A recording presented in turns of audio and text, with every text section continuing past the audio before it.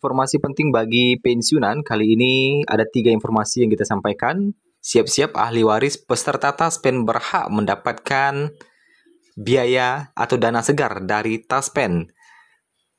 Dana apakah yang akan didapatkan oleh ahli waris dari ahli waris peserta Taspen?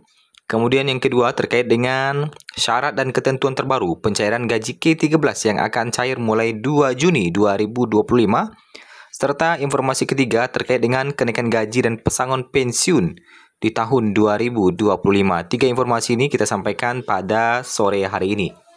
Kita masuk di informasi pertama terlebih dahulu terkait dengan ahli waris peserta Taspen yang berhak mendapatkan dana segar dari Taspen.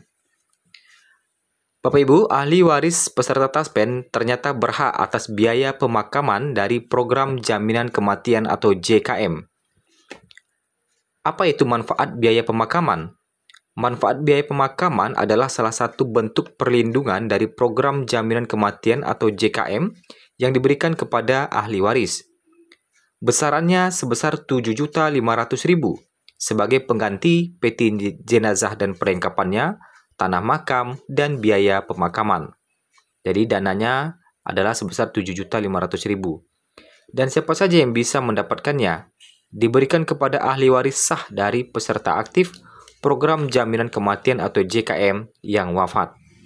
Nah, itu ya. Jadi, ahli waris yang sah dari peserta aktif program jaminan kematian bisa mendapatkan dana segar Rp7.500.000.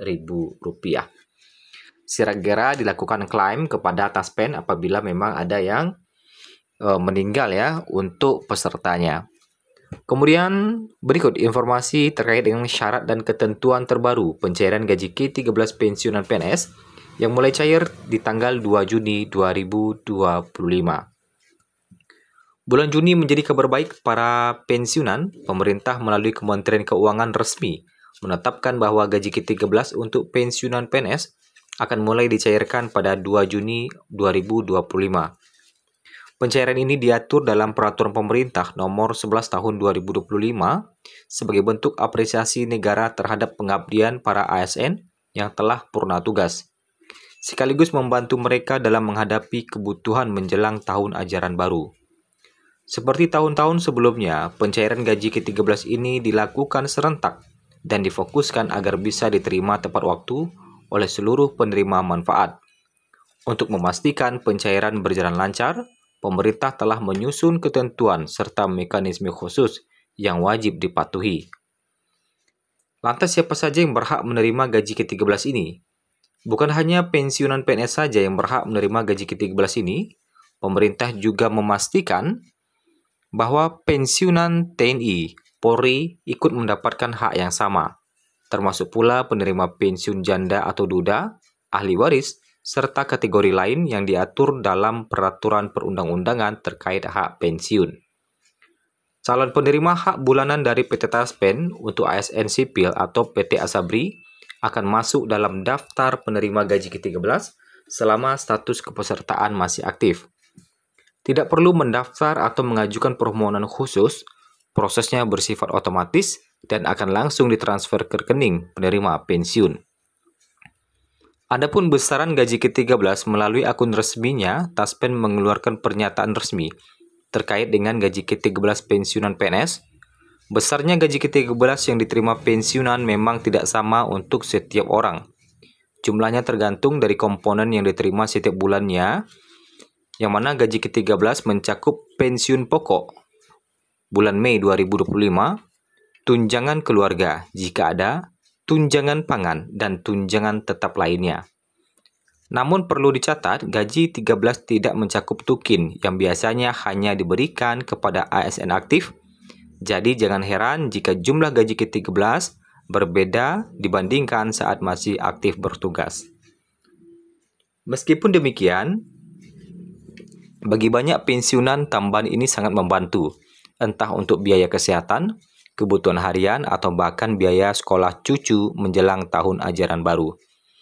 Kapan gaji K13 cair? Pemerintah menetapkan bahwa gaji K13 akan mulai dicairkan pada 2 Juni 2025. Jika semuanya berjalan lancar, dana sudah bisa masuk ke rekening masing-masing pensiunan. Bagaimana dengan syarat dan ketentuan penerima? Meski tidak perlu mengurus syarat rumit, ada beberapa hal yang harus diperhatikan oleh penerima agar gaji ke-13 bisa cair tepat waktu. Yang pertama, status penerima pensiun masih aktif hingga Juni 2025. Yang kedua, rekening bank yang digunakan masih valid dan sesuai dengan nama penerima. Dan tiga, data pribadi dan kepegawaian tidak mengalami masalah atau perlu pembaruan.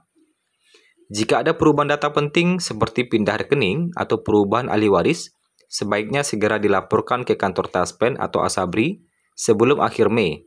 Hal ini penting agar tidak terjadi keterlambatan pencairan akibat data tidak sinkron. Kalau sudah tanggal 2 Juni tapi dana belum masuk, tidak perlu panik. Ada beberapa langkah yang harus diambil. Yang pertama, periksa saldo rekening secara berkala. Bisa jadi ada penundaan teknis dari bank. Hubungi call center Taspen atau Asabri. Jika perlu, kunjungi kantor layanan pensiun. Biasanya keterlambatan hanya bersifat teknis dan bisa segera ditangani jika semua data calon penerima manfaat sudah lengkap dan benar. Kemudian terkait dengan kenaikan gaji dan pesangon pensiun hingga hari ini, berdasarkan data yang kita himpun hingga hari ini di Selasa 27 Mei 2025 pada sore hari ini, terkait dengan kenaikan gaji, tanggapan di media sosial, Lembaga Keuangan Resmi menyatakan bahwa hingga saat ini belum ada informasi atau kebijakan kenaikan gaji pensiunan PNS. Ya, jadi hingga saat ini belum ada kenaikan gaji, informasi terkait dengan kenaikan gaji ataupun peraturan pemerintahnya. Selain soal gaji, isu terkait dengan pesangon untuk pensiunan PNS juga mencuat. Banyak mengatakan adalah pesangon akan mulai diberlakukan, namun informasi ini juga perlu kita klarifikasi. Lembaga keuangan resmi yang biasa menerima pertanyaan dari masyarakat menyatakan bahwa belum ada aturan resmi dari pemerintah terkait dengan pesangon ini. Berdasarkan informasi yang kita ambil terakhir kali, pemerintah memang lagi melakukan pembahasan terkait dengan reformasi ASN, tetapi terkait dengan pesangon pensiun hingga saat ini pemerintah masih belum menerbitkan aturannya. Jadi setiap informasi yang menyatakan sebaiknya ditimbang-timbang lagi, jangan langsung dipercaya. Apabila nanti pemerintah telah melakukan atau menerbitkan aturan terkait dengan skema pensiun ini, tentu kita akan menginformasikan kepada Bapak Ibu.